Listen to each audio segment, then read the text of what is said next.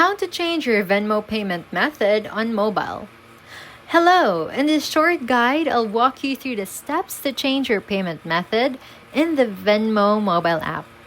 Start by launching the Venmo app on your mobile device. Make sure you're logged into your account. On the home screen, tap the menu icon, 3 horizontal lines in the top left corner. From the menu, scroll down and then select Settings. This is to access your account preferences.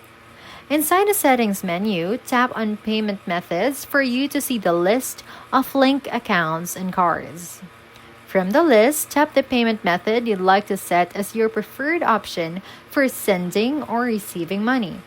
You can also add a new bank account or card by tapping the plus icon or remove an existing one if no longer needed.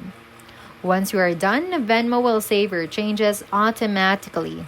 Your updated payment method will now be used for future transactions.